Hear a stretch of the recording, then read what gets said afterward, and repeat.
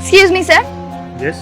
अगर मैं आपको कहूँ कि आप 2000 रुपए या फिर खाने में से कोई एक चीज चूज करिए तो आप किसे चूज करेंगे? इसमें क्या सोचना मैडम, ऑब्वियसली 2000 चुनूंगा ना मैं। लेकिन 2000 रुपए क्यों? आप खाना भी तो चूज कर सकते थे ना।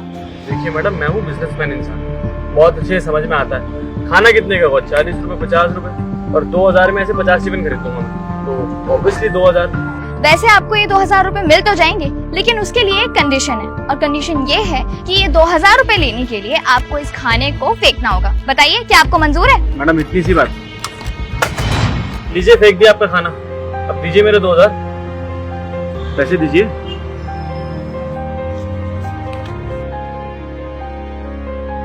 बड़ी पागल लड़की है यार। खैर अपने हो गया, अपना तो दिन बन गया। Sir, yes.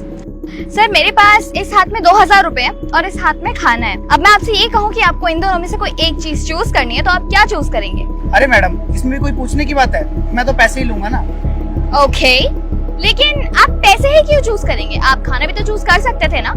अरे मैडम, आप खुद सोचिए ना, मैं इन पैसों से ऐसा कितना खाना ले सकता हूँ। और आपने कहावत तो सुनी होगी ना, ना बाप बड़ा ना भैया, सबसे बड़ा रुपया। तो मैं तो पैसे ही लूंगा। बात तो आपने बिल्कुल सही कही, लेकिन एक कंडीशन है, अगर आपको ये पैसे चाहिए तो ये खाना आपको फेंकना होगा। क्या आपको मंजूर है? हाँ, इसमें कौन सी बड़ी बात है, ये लो।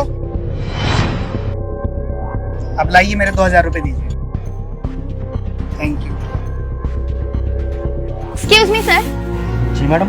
सर, अगर मैं आपसे कहूँ कि मेरे पास ये 2000 रुपए हैं और यहाँ पर खाना है, इनमें से कोई एक चीज आपको चुननी है तो आप क्या चुनेंगे? तो मैडम मैं तो पैसे ही चुनूंगा, क्योंकि मुझे पैसों की बहुत जरूरत है। ठीक है, पैसे आपको मिल जाएंगे, लेकिन इसके लिए एक शर्त है, और शर्त ये है कि इस हाथ में जो मेरे खाना है आपको ये फेंकना होगा। मैडम ये आप कैसी बातें कर रही हैं? आप मुझे खाना फेंकने के लिए बोल रही हैं?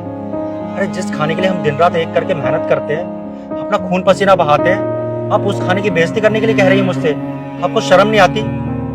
हाँ मैं मानता हूँ कि मुझे इन पैसों की जरूरत है, मैं गरीब हूँ, और इसका ये मतलब नहीं है कि मैं थोड़े से पैसों के लिए अन्न देवता का अपमान करूंगा। नहीं नहीं, मुझसे नहीं होगा, आप जाइए यहाँ से। अरे अरे, आप प्लीज नाराज मत होइए और मेरी किसी भी बात का बुरा मत मानिएगा। और ये तो बस एक सोशल एक्सपेरिमेंट की तरह था, आप तो बुरा मान गए। आई एम सॉरी अगर आपको मेरी बातों का बुरा लगा तो। मैडम आप जैसे बड़े लोगों को ये चीजें मजाक लगती होंगी, पर हम जैसे लोगों के लिए ये मजाक नहीं होता। आप लोग जानते हैं कि हम लोग कैसे कैसे करके एक एक पैसा जोड़ते हैं, एक एक पैसा कमाते हैं, तब महीने में कहीं जाकर हमारे घर पे राशन आता है, और आप लोग ऐसे लेकर चले आते हैं इस खाने को, इसका मजाक बनाने के लिए, फिकवाने के लिए। आपको पता है इस खाने के चक्कर में मैंने अपनी बेटी को खो दिया। मुझे आज भी याद है वो दिन जब वो भूख से बिलक रही थी और मुझसे कह रही थी कि पापा मुझे बहुत भूख लगी है, और मैं इतना लाचार कि उसके लिए एक वक्त का खाना तक का इंतजाम नहीं कर सका।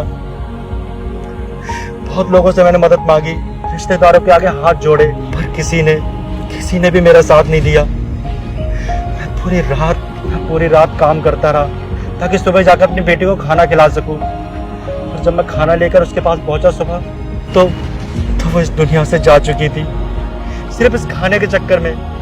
और आप मुझसे बोल रही है कि मैं इस खाने का अपमान करूं, इसको जमीन पर फेंक दूं। आप प्लीज मुझे माफ कर दीजिए।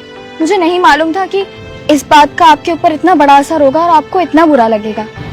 अब आपकी बेटी के बारे में सुनकर मुझे बहुत बुरा लगा, उसके साथ ऐसा नहीं होना चाहिए था, लेकिन अब मैं कुछ नहीं कर सकती इस बारे में। हाँ, आप एक काम करिए, ये ले लीजिए, और मैं वादा करती हूँ आपसे, आज के बाद आपको कभी भी खाने की कमी नहीं होगी। मैं चलती हूँ। धन्यवाद।